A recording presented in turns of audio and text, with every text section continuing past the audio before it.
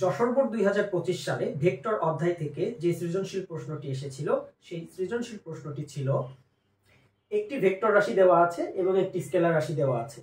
গ নম্বরে বলেছে এ ভেক্টরটির কার্ল নির্ণয় করো, আর ঘ নম্বরে বলেছে একটি স্কেলার ক্ষেত্রকে একটি ভেক্টর ক্ষেত্রে এবং একটি ভেক্টর ক্ষেত্রকে একটি স্কেলার ক্ষেত্রে রূপান্তর করা যায় গাণিতিকভাবে বিশ্লেষণ করতে বলেছে। একটু হিন্টস দিয়ে রাখি, কার্ল এটা ডিরেক্টলি বলেই দিয়েছে। ঘ নম্বরে দেখো বলেছে একটি স্কেলার ক্ষেত্রকে একটি ভেক্টর ক্ষেত্রে। আমরা জানি যে তিনটা জিনিস আছে, গ্রেডিয়েন্ট, ডাইভারজেন্স, কার্ল। গ্রেডিয়েন্টের মাধ্যমে আমরা একটি স্কেলার রাশিকে ভেক্টর রাশিতে রূপান্তর করতে পারি, ক্ষেত্রকে, তাই না? আমরা গ্রেডিয়েন্টের মাধ্যমে একটি স্কেলার ক্ষেত্রকে ভেক্টর ক্ষেত্রে রূপান্তর করতে পারি। এর মানে এই প্রথম যে বিষয়টি, একটি স্কেলার ক্ষেত্রকে একটি ভেক্টর ক্ষেত্রে, এর মানে এটা গ্রেডিয়েন্ট করতে বলছে। পরেরটা বলছে একটি ভেক্টর ক্ষেত্রকে একটি স্কেলার ক্ষেত্রে। আমরা জানি ডাইভারজেন্সের মাধ্যমে আমরা একটা ভেক্টর ক্ষেত্রকে স্কেলার ক্ষেত্রে রূপান্তর করতে পারি, কারণ ডাইভারজেন্সের ক্ষেত্রে তুমি শুধু কি পাও? মান পাও। কারণ কি? ডাইভারজেন্স মানে কি? ডট গুণন। ভেক্টর অপারেটরের সাথে যে কোনো একটা ভেক্টর রাশি ডট গুণন, আর ডট গুণনের মাধ্যমে আমরা কি পাই? শুধু মান পাই। তাহলে আমরা কি করছি? এখানে একটা ভেক্টর ক্ষেত্রকে স্কেলার ক্ষেত্রে রূপান্তর করছি। তাহলে সমাধান শুরু করি। দেখো গ নাম্বার, গ নাম্বারে এ ভেক্টরটির কার্ল নির্ণয় করো।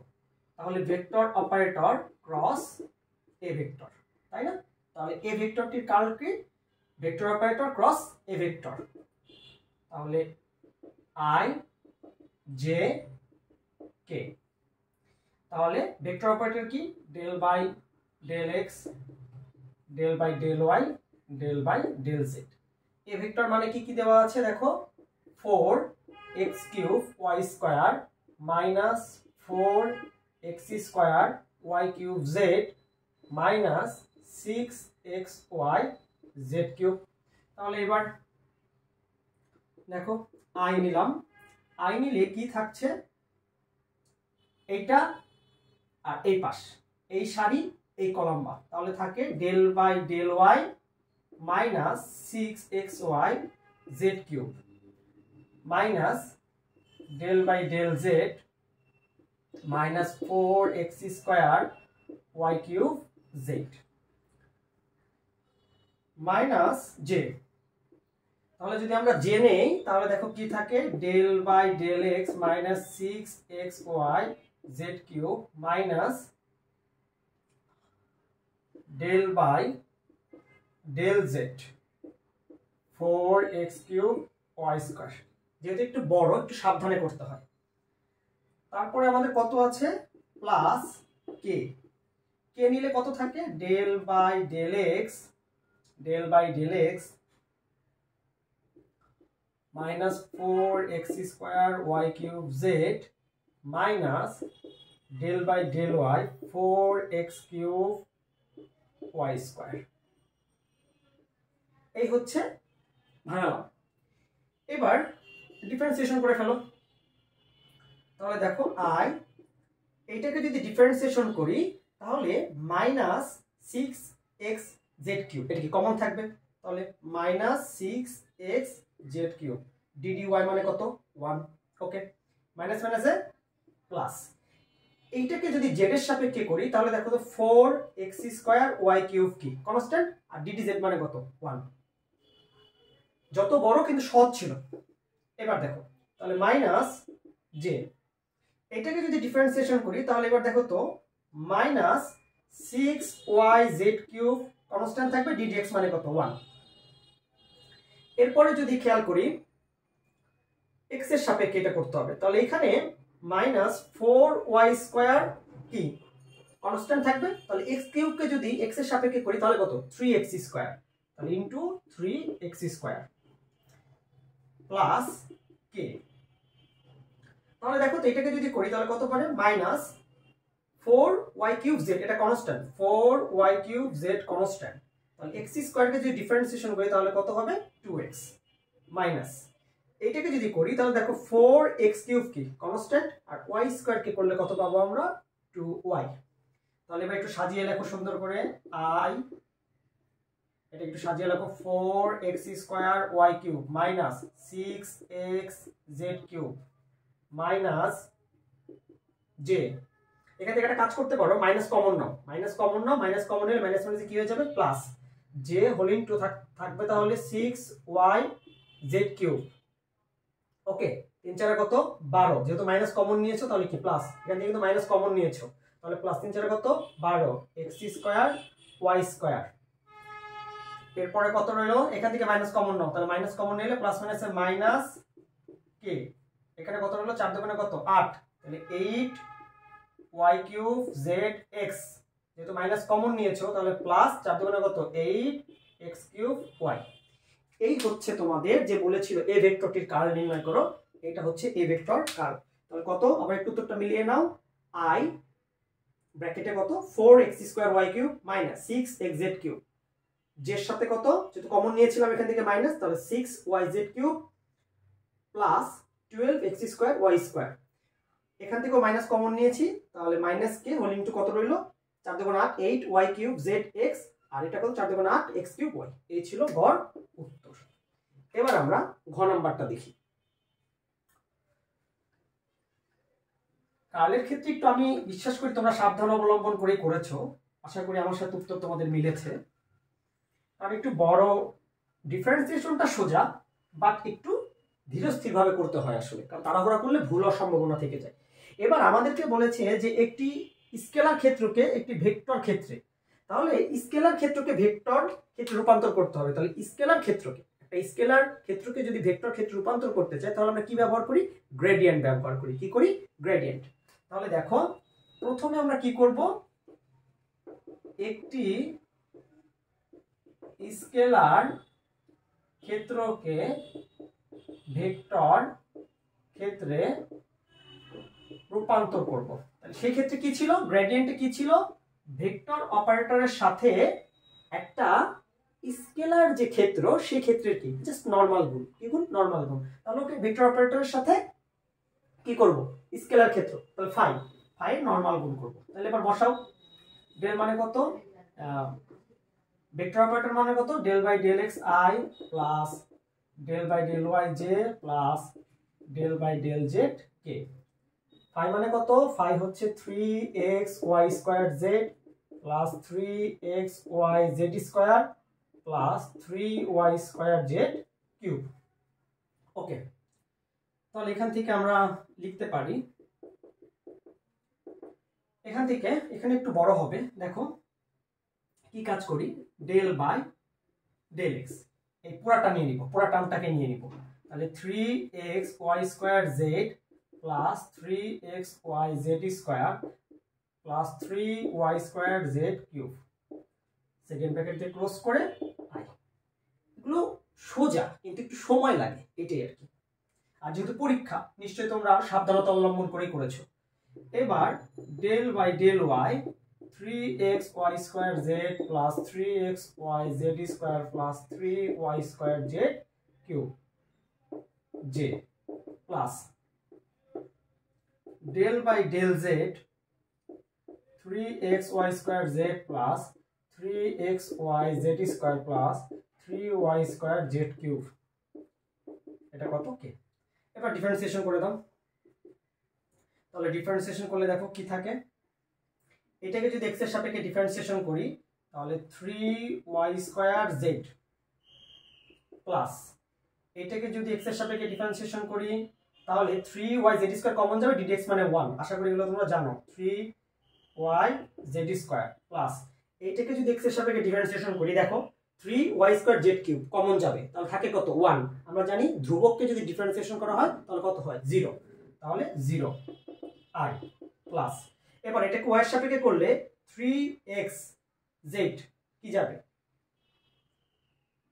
3xz, এটা থাকবে কি কনস্ট্যান্ট। y² কে যদি আমি ডিফারেন্সিয়েশন করি তাহলে কত পাবো 2y প্লাস এখানে দেখো 3xz² কনস্ট্যান্ট থাকবে, 3xz² কনস্ট্যান্ট থাকবে, তাহলে 3xz² কনস্ট্যান্ট থাকলে dy মানে কত 1। এবার এটাকে যদি y এর সাপেক্ষে ডিফারেন্সিয়েশন করি তাহলে দেখো প্লাস 3z³ এটা কনস্ট্যান্ট থাকবে, y² কে ডিফারেন্সিয়েশন করলে পাবো কত 2y, সাথে কত আছে এখানে কত আছে j প্লাস এটাকে z এর সাপেক্ষে করলে কত পাবো 3xy² তো কনস্ট্যান্ট, তাহলে ddz মানে কত 1 প্লাস এটাকে z এর সাপেক্ষে করলে 3xy কনস্ট্যান্ট, তাহলে z² কে করলে 2z প্লাস এটাকে যদি z এর সাপেক্ষে করি তাহলে 3y² কি আছে ধ্রুবক, 3y² কি ধ্রুবক, তাহলে z³ কে যদি ddz করি তাহলে কত 3z² সাথে কি একক ভেক্টর k। এই হচ্ছে তোমার ঘটনাটা। এবার একটু সাজিয়ে লিখি, এবার একটু সাজিয়ে লেখো 3y² z plus 3yz² i plus 3 দুগুণে কত 6, তাহলে 6xyz প্লাস 3xz² প্লাস 3 দুগুণে 6, তাহলে 6yz³ j plus 3xy² plus 3 দুগুণে কত 6, তাহলে 6xyz প্লাস 3 3 9 y² z² সাথে কত k। তাহলে এই হচ্ছে তোমাকে যে বলেছিল যে একটি স্কেলার ক্ষেত্রকে ভেক্টর ক্ষেত্রে রূপান্তর করা যাবে কিনা, তাহলে এটা সেটা। তাহলে তুমি কি করেছো, একটা স্কেলার ক্ষেত্র ছিল, সেই স্কেলার ক্ষেত্রকে তুমি ভেক্টর ক্ষেত্রে রূপান্তর করেছো। 3y² z plus 3yz² into i, 6xyz plus 3xz² plus 6yz³ into j, 3xy² plus 3xyz plus 9y² z² into k। এই ছিল একটি স্কেলার ক্ষেত্রকে ভেক্টর ক্ষেত্রে রূপান্তর। এবার আমরা একটা ভেক্টর ক্ষেত্রকে স্কেলার ক্ষেত্রে রূপান্তর করতে চাচ্ছি, তাহলে সেই ক্ষেত্রে কি করতে হবে, আমাদেরকে কি করতে হবে, ডাইভারজেন্স করতে হবে। ডাইভারজেন্স মানে কি, ভেক্টর অপারেটরের সাথে এই ভেক্টর রাশির ডট গুণন করতে হবে। তাহলে দেখো এবার আমরা কি কাজ করব, এইবার আমরা একটা ভেক্টর ক্ষেত্রকে স্কেলার ক্ষেত্রে রূপান্তর করব। এবার আমরা কি করব, এবার আমরা একটি ভেক্টর ক্ষেত্রকে স্কেলার ক্ষেত্রে রূপান্তর করব। তাহলে ভেক্টর অপারেটরের সাথে একটা ভেক্টর রাশির বা একটা ভেক্টর ক্ষেত্রে কি করতে হবে, ডট গুণন করতে হবে। তাহলে vector operator del by del x i, del by del y j, del by del z k dot, A মানে কত 4x³ y² i minus 4x² y³ z j minus 6xy z³ k। এই dot গুণন হচ্ছে সবচেয়ে সোজা, এটার সাথে এটা, এটার সাথে এটা, এটার সাথে এটা। তাহলে দেখো, কারণ a ডট b যখন তোমরা করো তখন কি হতো, ax bx ay by az bz, এভাবেই তো লিখতা। তাহলে দেখো তো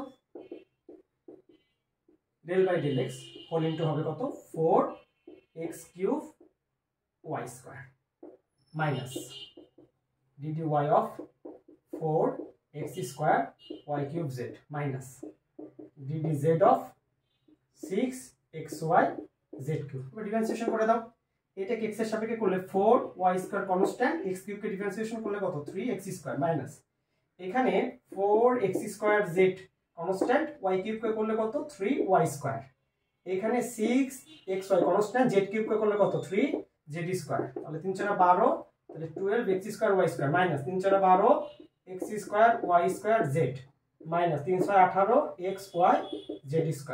তাহলে দেখো তো এখানে তুমি একটা ভেক্টর ক্ষেত্রকে তুমি কি করেছো, একটা স্কেলার ক্ষেত্রে রূপান্তর করেছো। এটি বলেছিল যে পরের অংশ, একটি ভেক্টর ক্ষেত্রকে একটি স্কেলার ক্ষেত্রে রূপান্তর, তাহলে সেটা কি, সেটা হচ্ছে ডাইভারজেন্স।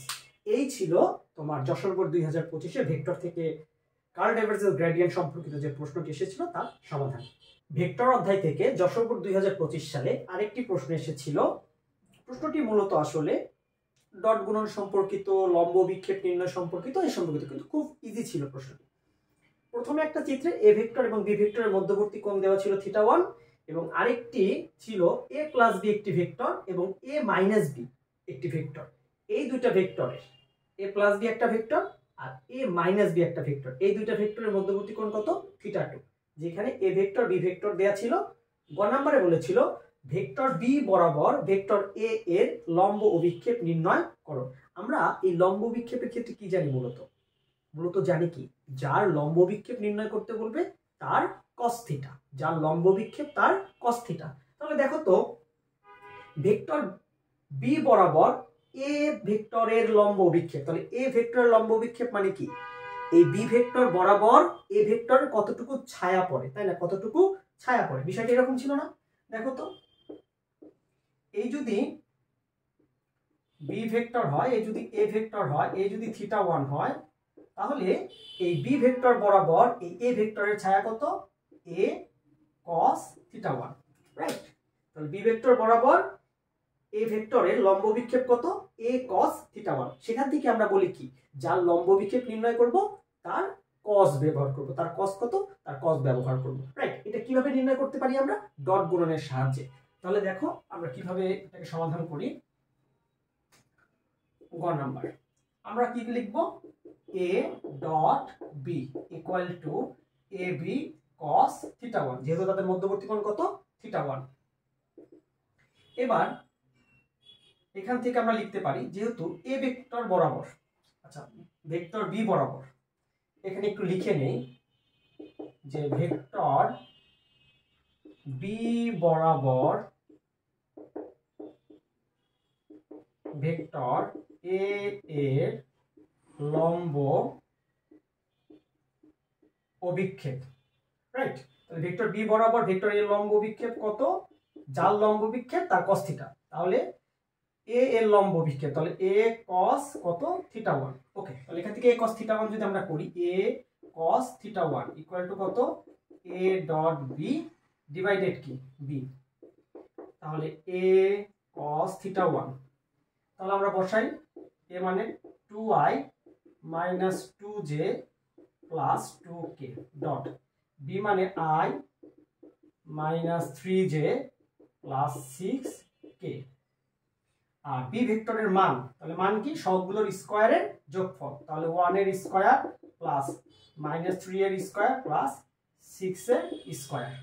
তাহলে দেখো ডট গুণন কি, 2 এর সাথে এটা কত 1, তাহলে 2 অক্ষে 2, মাইনাস মাইনাসে প্লাস, 3 দুগুণে 6 প্লাস 6 দুগুণে কত 12, রুট ওভার 1 প্লাস 9 প্লাস 36, তাহলে 12 আর 6 18, 18 আর 2 কত 20, রুট ওভার 36 আর 9, 36 আর 9 কত 45 আর 1 কত 46, তাই না। তারপরে একটু ক্যালকুলেটর দিয়ে দেখি, যেহেতু দ্রুত সমাধান করছি সেহেতু একটু ভুল হওয়ার সম্ভাবনা থেকে যেতে পারে। 36 প্লাস 9 প্লাস 1, তাহলে কত 46, তাহলে 46।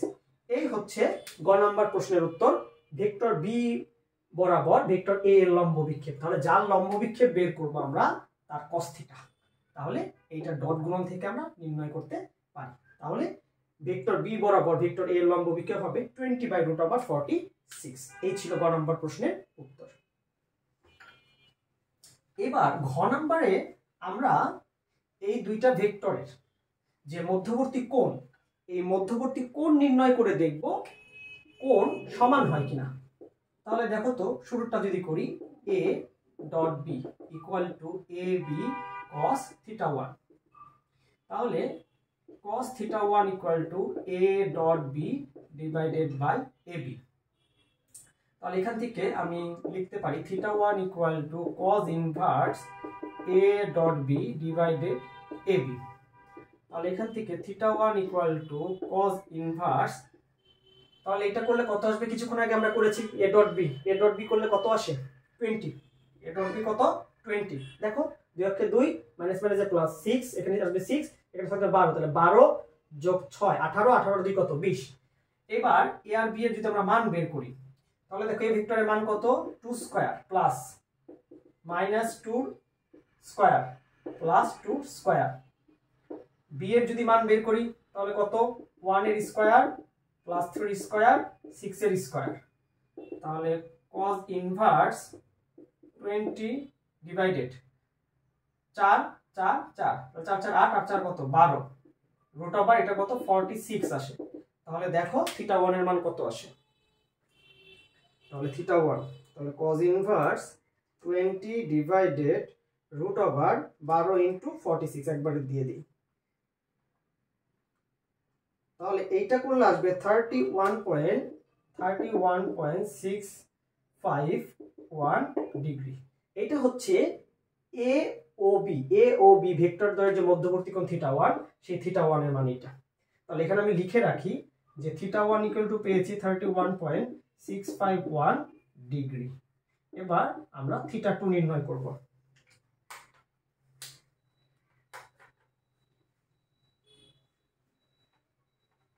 এবার আমরা কি করব, θ2 নির্ণয় করব। এখন θ2 নির্ণয় করতে গেলে এই θ2 কিন্তু a প্লাস বি, মানে এ ভেক্টর এবং বি ভেক্টরকে যোগ করলে আমরা নতুন একটা ভেক্টর পাবো। সেই ভেক্টরের সাথে ধরো এটাকে আমরা ধরে নিলাম সি ভেক্টর, আর এ ভেক্টর থেকে বি ভেক্টরকে বিয়োগ করলে যে নতুন ভেক্টরটা পাবো এটা হচ্ছে কি ডি ভেক্টর। তাহলে সি ভেক্টর ও ডি ভেক্টরের মধ্যবর্তী কোণ কত, থিটা। তাহলে আমরা একটু সি আর ডি ভেক্টরটা প্রথমে বের করে নিই। তাহলে সি ভেক্টর মানে হচ্ছে A vector plus B vector. তাহলে দেখো দুটো যোগ করলে, এটা যোগ করলে কত হবে 3i মাইনাস 3 আর 2 কত, যেহেতু প্লাস মাইনাসে মাইনাস হয়ে যাবে, তাহলে কত 5j প্লাস 8k। আর ডি ভেক্টর মানে হচ্ছে এ ভেক্টর থেকে বি ভেক্টর বিয়োগ করব। তাহলে আমি একটু বিয়োগটা একটু দেখাই দেই, কারণ এই বিয়োগের সময় অনেকে সাইড চেঞ্জ করতে গিয়ে ভুলটা করে।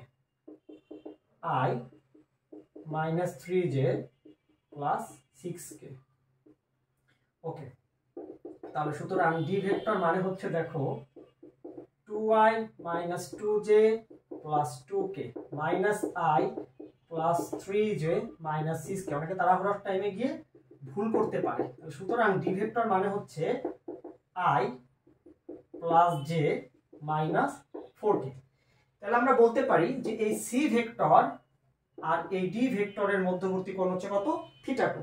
তাহলে C dot D equal to CD cos θ2, তাই না?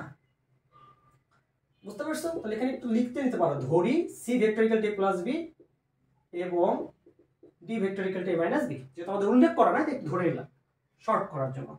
তাহলে এখান থেকে আমি একবারে লিখতে পারি θ2 equal to cos inverse C vector dot D vector divided by C vector এবং ডি ভেক্টরের মান। তাহলে এখান থেকে θ2 ইকুয়াল টু cos ইনভার্স, তাহলে দেখো তো সি ভেক্টর আর ডি ভেক্টর ডট গুণ একটু বসাই এখানে। সি ভেক্টর মানে হচ্ছে কত 3i 5j 8k dot dot i plus j minus 4k root over C এর মান কত, তাহলে 3 স্কয়ার প্লাস মাইনাস 5 এর স্কয়ার প্লাস 8 এর স্কয়ার রুট ওভার 1 এর স্কয়ার প্লাস মাইনাস 4 এর স্কয়ার। তাহলে cos ইনভার্স, তাহলে দেখো 3 দিয়ে 1 রে, তাহলে 3 অক্ষে 3 প্লাস মাইনাসে মাইনাস 5 দিয়ে 1 গুণ করলে 5 প্লাস মাইনাসে মাইনাস, তার এটা কত 32 রুট ওভার এটাকে যদি করো তাহলে দেখো কত হয়, এটাকে করলে 3 থেকে 9 প্লাস 5 5 25 যোগ 8 8 64। তাহলে এটারে করলে আমি পাবো 7 রুট ওভার 2, এইটুকু করলে কত পাবো 7 রুট ওভার 2। আর এটারে করলে পাচ্ছি 4 4 16 17 18। তাহলে সুতরাং একবারে করে দেই cos ইনভার্স, তাহলে 3 বিয়োগ 5 বিয়োগ 32। তাহলে উপরে থাকে হচ্ছে কত তোমার, একবারে করা বাদ দিয়ে তাড়াহুড়া যেহেতু করতেছি সেহেতু একটু ভেঙেই করি। তাহলে এবার দেখো cos inverse minus 34 divided 7 root 2 into root over 18। তাহলে এইটা আসে, থিটার মান আসে 144.049 ডিগ্রি। তাহলে θ2 মান আসে 144.049 ডিগ্রি। এর মানে বলেছিল θ1 এবং θ2 সমান হওয়া সম্ভব কিনা, না, θ1 ও θ2 সমান হওয়া সম্ভব নয়। তো এখানে একটু মিলিয়ে দেখি আবার, 3i minus 5j 8k ij 4k। ওকে, তাহলে 3 অক্ষে 3 মাইনাস 5 4টা 32 3 square 5 square 8 square 1 square 4 square 7 √2 ওকে। এই ছিল ভেক্টরের আরেকটি প্রশ্নের সমাধান। তোমরা কমেন্টে জানাবে যে তোমাদের সাথে উত্তরগুলো মিলেছে কিনা। ধন্যবাদ।